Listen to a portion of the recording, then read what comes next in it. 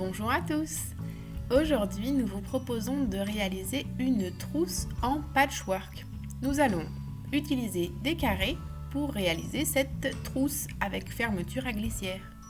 Alors, comme son nom l'indique, le patchwork nous incite à utiliser nos chutes de tissu. Et effectivement, pour ce projet, vous allez pouvoir utiliser des petits morceaux de tissu puisque chaque carré peut être fait avec un tissu différent. Dans notre exemple, nous avons coupé des carrés de 3,5 inches de côté, soit à peu près 8-9 cm. Pour ce projet, il vous faudra 10 carrés, donc coupés dans des tissus au choix, si possible assortis, 10 carrés de côté identiques. Plus le carré sera grand, plus la trousse finale sera de grande taille. Dans notre exemple, avec des carrés de 8 cm, la trousse finale fait à peu près 15 cm de côté. Nous allons ensuite poser nos carrés en damier pour former 4 lignes. La première ligne de 2 carrés, puis une ligne de 3, une ligne de 3 et finalement une ligne de 2. Le décalage de placement des différentes lignes nous permet de donner la forme de la trousse. Puis, nous pouvons passer à la couture. Nous allons d'abord assembler les carrés qui forment chaque ligne. On superpose les carrés d'une même ligne les uns sur les autres. Comme ça, on se souviendra de l'ordre dans lequel nous voulons les coudre. Après cela, nous pouvons passer à la machine. Sur la Skyline S7, nous allons utiliser la fonctionnalité Patchwork pour utiliser toujours la même longueur de couture. Lors de la première couture, nous allons cliquer sur Enregistrer et cette longueur va ensuite être utilisée pour coudre tous les autres carrés. Nous allons utiliser le pied D, le pied 1/4 de inch pour nous assurer que les marges de couture sont égales dans tout le projet. C'est une des clés du patchwork. Si nous voulons que les pièces se joignent facilement par la suite, il faut que les marges de couture soient égales, d'où la nécessité d'utiliser ce pied qui vous simplifiera le travail. Après avoir repassé les marges de couture de nos lignes, nous pouvons désormais les joindre.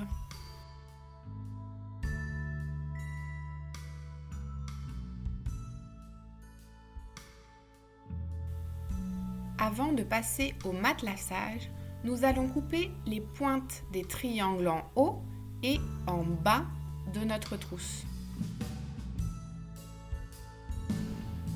Voilà la forme finale de notre projet. Maintenant, place au matelassage. Pensez à toujours laisser un petit peu marge de watts sur les bords de votre ouvrage. Cela est nécessaire parce que le matelassage va consommer un peu de watts. Pour le matelassage, nous allons réaliser des lignes verticales qui passent par les intersections des carrés.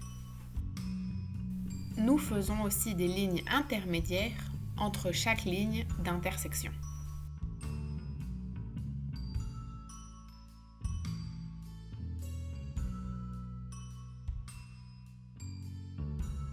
En utilisant le tissu extérieur désormais matelassé, nous allons pouvoir couper notre doublure.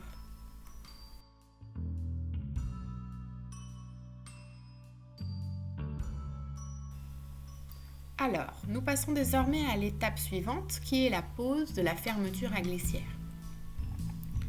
Pour ce projet, nous allons utiliser de la fermeture au mètre, ainsi que 2 curseurs métalliques.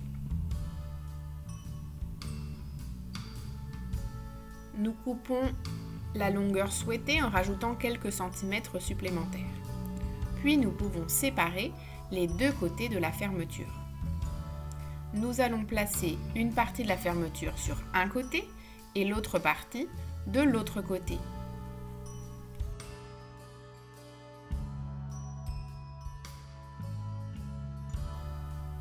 La fermeture éclair est placée entre le tissu extérieur et la doublure. Les dents de la fermeture éclair sont placées vers l'intérieur et le haut des dents est placé vers le tissu extérieur.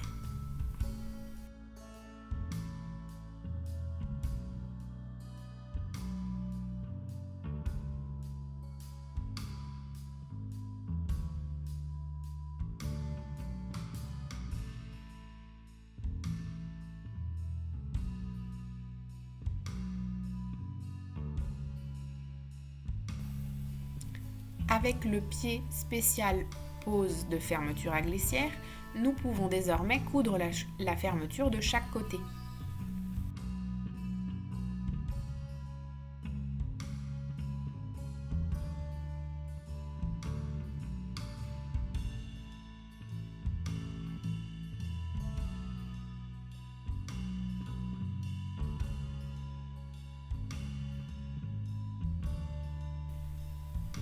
Ensuite, nous retournons le projet et vérifions que la fermeture est bien placée.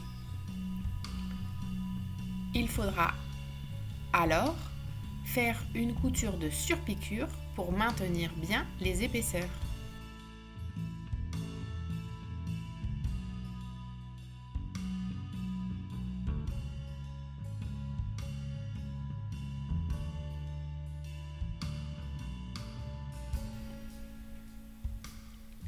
Une fois les surpiqûres réalisées, nous allons replacer les curseurs de la fermeture éclair, un de chaque côté. Pour cela, il faut s'assurer que les deux morceaux de fermeture éclair coïncident. Donc je vous conseille de mettre une petite épingle au début de la fermeture éclair pour se positionner correctement.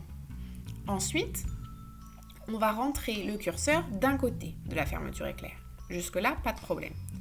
Pour l'autre côté, l'astuce, c'est de couper la fermeture et la bande qui la retient légèrement en diagonale. Ça va nous permettre de rentrer beaucoup plus facilement la seconde partie du curseur dans la fermeture. Et là, il faut tirer un petit peu. Si jamais ça ne rentre pas exactement comme vous voulez, vous pouvez recommencer. Le but, c'est que la fermeture coïncide bien au niveau du début de la trousse.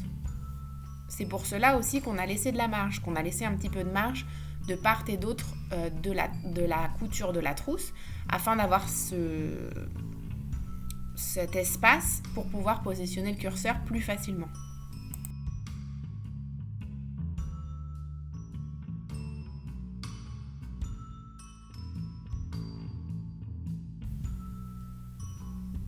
Une fois les curseurs positionnés, nous allons retourner la trousse à nouveau pour qu'elle soit endroit contre endroit. Maintenant, nous allons faire les coutures de côté. On va venir faire coïncider les côtés pour le tissu extérieur, le tissu quilté, et également les côtés pour la doublure. C'est cette couture qui va donner sa forme à la trousse finale. Pour la doublure, il faudra impérativement laisser une des coutures ouvertes.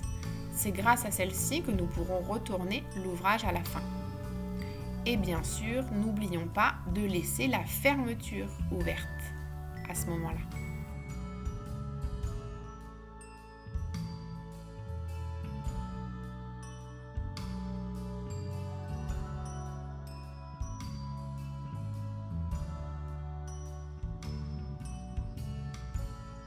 Alors voilà, on a cousu ce côté-là de la doublure, on a cousu l'extérieur ici.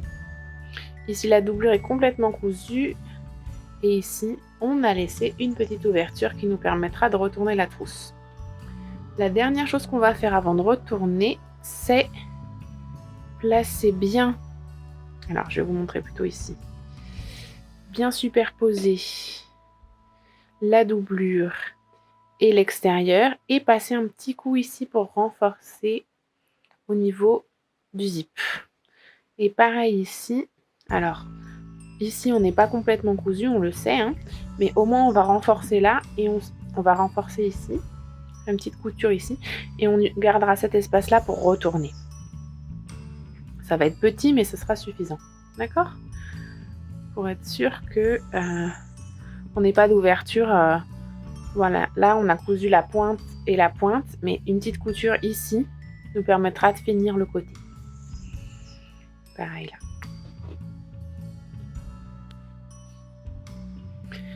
Voilà, donc là on a cousu ici et on a cousu là. Maintenant on va venir couper ce qui dépasse de zip. Pareil ici. Voilà. Et maintenant, on va retourner le projet par ici.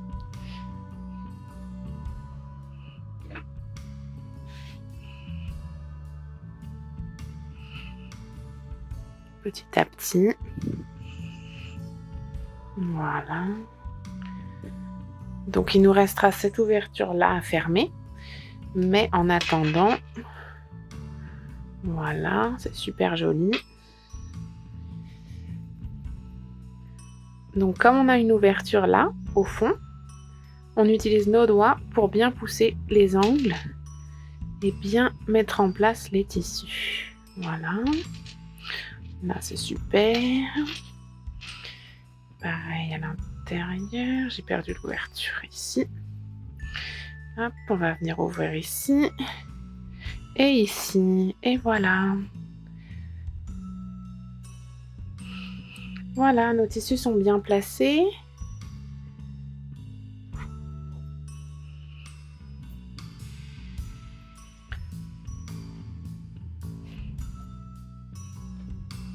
Et voilà. Donc là, pour des carrés qui mesuraient 8 cm, 9 cm, on a une trousse finale qui mesure à peu près 16 cm de long. Voilà, donc c'est quand même une petite trousse. On peut bien sûr la faire plus grande. Hein. Et voilà. Donc la dernière étape, ça sera seulement de fermer l'intérieur. Et sinon, notre trousse en patchwork est finie. C'est mignon, non ?